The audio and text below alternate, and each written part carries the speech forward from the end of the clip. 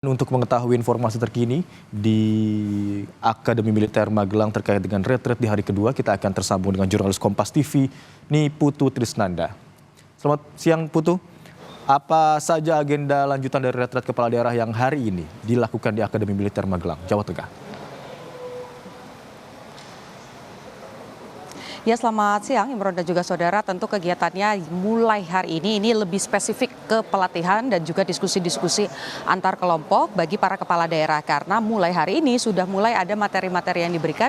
Salah satunya dari Lemhanas terkait dengan ketahanan, kemudian bagaimana potensi-potensi yang bisa terjadi. Apalagi sekarang juga seperti juga concern dari Presiden Prabowo Subianto berkaitan dengan kondisi geopolitik di beberapa negara yang mulai memanas dan bisa jadi ada dampaknya kepada Indonesia. Kira-kira apa saja dan bagaimana nanti konsepnya akan diberikan pelatihannya kepada kepala daerah? Saya sudah bersama dengan Gubernur Lemhanas, ada Kang Aceh Hasan. Boleh maju sedikit, Bapak? Ini yang di belakang juga sudah nanti yang akan memberikan pelatihan. Tapi sebelum ke sana, boleh Kang, kira-kira kepala daerah di era sekarang, apa sih yang menjadi tantangan paling besar dan itu menjadi juga perhatian dari Lemhanas yang tadi? Pertama tadi kami sampaikan di dalam kepala daerah adalah soal pengaruh geopolitik ya terhadap kondisi dalam negeri kita. Kita kan tahu bahwa Indonesia berada dalam posisi yang sangat strategis dan akan selalu terkait dengan apa yang terjadi dari geopolitik dunia. Berbagai ketegangan, misalnya seperti perang Rusia-Ukraina, kebijakan Presiden Trump yang terbaru terkait salah satunya soal tarif dan juga kondisi di belahan dunia lainnya, itu pasti akan mempengaruhi terhadap kebijakan kita gitu. Karena itu tentu pemerintah daerah harus bisa mencermati secara seksama bagaimana kita di satu sisi mencermati situasi geopolitik, tetapi sekaligus kita juga bisa membaca peluang ya yang dapat dimanfaatkan dalam rangka bagaimana kita bisa meningkatkan produktivitas kita sebagai bangsa. Misalnya soal kenaikan tarif impor maupun ekspor yang ditentukan oleh pemerintah Amerika, tentu sedikit banyak juga akan berdampak terhadap nilai perdagangan kita ke Amerika. Nah, ini kita harus bisa diversifikasi perdagangan kita ya, dan saya kira kan daerah memiliki peran yang penting untuk mempersiapkan berbagai iklim investasi yang sehat bagi upaya meningkatkan produktivitas sebagai bangsa. Kami menyampaikan itu. Yang kedua, ya, kami juga menekankan bahwa kita berbangsa dan bernegara, termasuk juga para pemimpin daerah, tetap harus merujuk kepada 4 konsensus nasional kebangsaan kita. Kita memiliki Pancasila sebagai dasar bernegara kita yang menyatukan kita. Dan kita juga punya tujuan nasional sebagaimana termaktub di dalam pembukaan Undang-Undang Dasar 1945, dan saya kira juga rujukan utama kita di dalam bernegara itu harus Undang-Undang Dasar 1945. Hal tersebut tentu harus dipahami juga oleh kepala daerah, dan saya kira kepala daerah sudah sangat mengerti soal itu. Melalui orientasi kepemimpinan kepala daerah ini tentu kita harapkan akan semakin memperkokoh, karena salah satu di antara asta-cita Bapak Presiden Prabowo, Pak Gibran Rakabuming Raka adalah memperkokoh nilai-nilai Pancasila. Ini Kang yang tadi kalau kita ngomongin soal Pancasila, soal kebangsaan, ini kan baru ada hashtag yang lagi ramai bahkan di kalangan anak muda soal kabur aja dulu.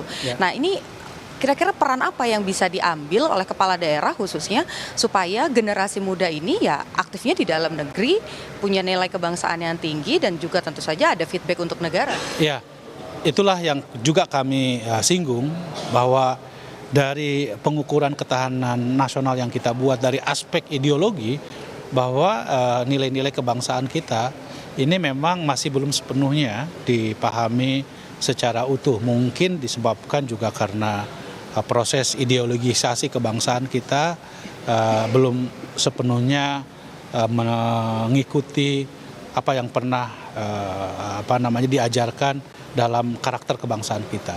Karena itu isu seperti kabur saja dulu tentu harus menjadi pelajaran gitu buat kita ya.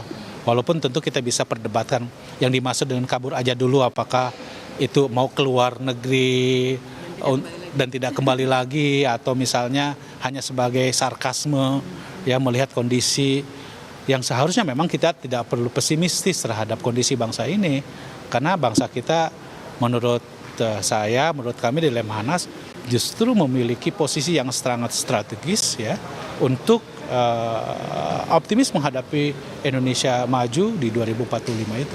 Berarti artinya karena Indonesianya sebagai negara ini merupakan negara yang strategis, adanya keselarasan antara pemerintah pusat dan juga pemerintah daerah, khususnya soal komunikasi publik, itu yang juga jadi target Lemhanas di retret kali. Iya, kami tadi juga menyampaikan bahwa ketahanan nasional itu tergantung dari ketahanan daerah.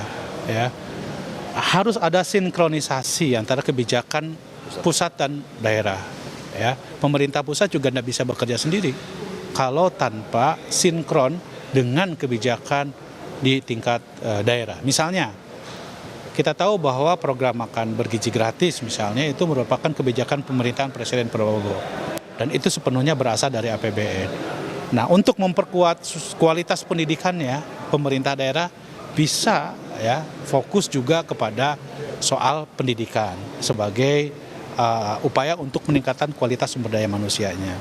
Jadi, saya kira mau tidak mau kita harus memiliki sinkronisasi kebijakan antara pemerintah pusat dan pemerintah daerah, dan forum retreat atau orientasi kepemimpinan kepala daerah ini merupakan salah satu instrumen untuk menyatukan tujuan nasional kita itu. Gitu. Satu lagi nih Kang, sebelum kita akhiri diskusinya, soal daerah terluar ataupun juga daerah-daerah perbatasan. Kira-kira daerah, tadi kan pasti bertemu ya, ini sudah ada kepala daerah dari Sabang sampai dengan Merauke. Kira-kira daerah mana saja yang menjadi concernnya Lemhanas dan ini PR-mu, ini yang harus kamu perbaiki? Ya, kami tadi menyampaikan beberapa pengukuran indeks ketahanan nasional kita ya. Memang ada beberapa daerah yang kami dapatkan datanya dari indeks ketahanan nasional kita itu perlu terus ditingkatkan. Misalnya wilayah Papua.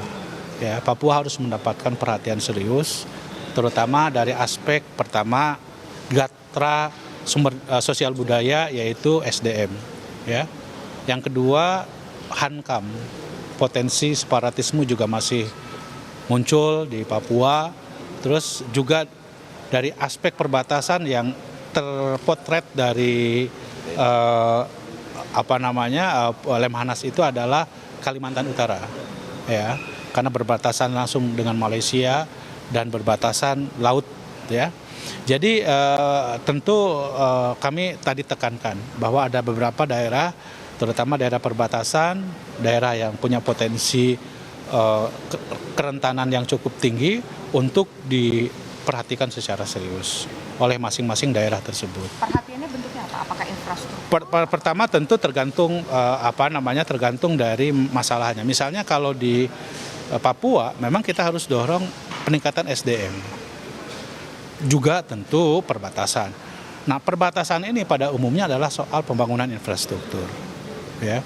Sebagai etalase Indonesia, daerah perbatasan saya kira harus didorong sedemikian rupa kebijakan yang betul-betul berorientasi pada pendekatan kesejahteraan, ya, selain soal keamanan gitu. Jadi karena itu semua tadi terpotret dan kita sampaikan kepada para kepala daerah. Gitu. Oke, baik, terima kasih, diskusinya padat tapi rasa-rasanya ini nggak mungkin disampaikan dalam 30 menit ya, karena masih 2 hari Lemhanas akan memberikan materi. Terima kasih Kang Aceh, selamat melanjutkan tugas juga untuk bapak-bapak yang akan menjadi guru beberapa hari ke depan.